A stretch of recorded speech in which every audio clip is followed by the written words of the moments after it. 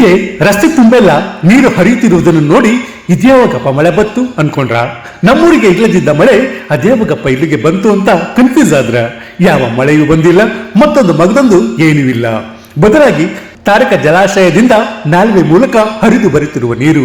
ಅಂದಾಗೆ ಇದು ಎಚ್.ಡಿ. ಕೋಟೆ ಮತ್ತು ಆಂಡ್ಪೋಸ್ಟ್ ರಸ್ತೆಯಲ್ಲಿ ಕಂಡುಬರುವ ಅವ್ಯವಸ್ಥೆ.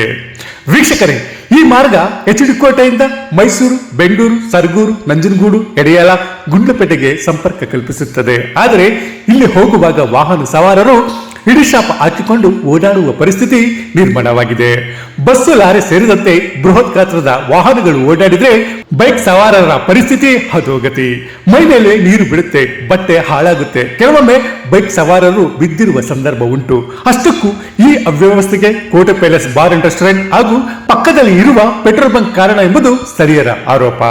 ಈ ಹಿಂದೆ ಕೋಟೆ ಪ್ಯಾಲೇಸ್ ಬಾರ್ ಮುಂದೆ ಚರಂಡಿ ವ್ಯವಸ್ಥೆ ಇತ್ತು. ಕಾಲುವೆಯಿಂದ ಹರಿದು ಬರುವ ನೀರು ಚರಂಡಿ ಮೂಲಕ ಸುಲಲಿತವಾಗಿ ಹೋಗುತ್ತಿತ್ತು.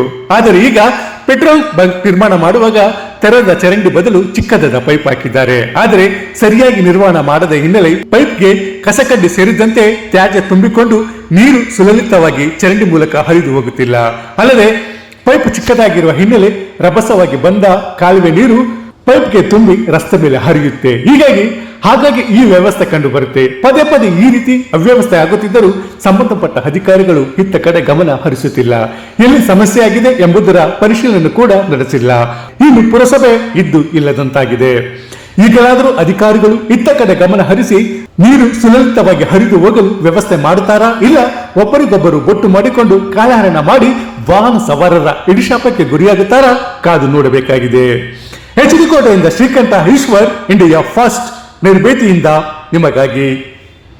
ಇಂತಹ ನೈಜ, ಇಂಟ್ರೆಸ್ಟಿಂಗ್ ಹಾಗೂ ಕ್ಯೂರಿಯಾಸಿಟಿ ಸುದ್ದಿಗಳು ನಿಮಗೆ ಸಿಗಬೇಕು ಅಂದ್ರೆ ಇಂಡಿಯಾ ಫಸ್ಟ್ ಟಿವಿ ಸಬ್ಸ್ಕ್ರೈಬ್ ಮಾಡಿ. ಒಂದು ಲೈಕ್ ಕೊಟ್ಟು ವಿಡಿಯೋ ಶೇರ್ ಮಾಡುವ ಮೂಲಕ ನಮ್ಮನ್ನು ಮತ್ತಷ್ಟು ಪ್ರೋತ್ಸಾಹಿಸಿ. ಇಂಡಿಯಾ ಫಸ್ಟ್ ನಿರ್ಭೀತಿಯಿಂದ ನಿಮಗಾಗಿ.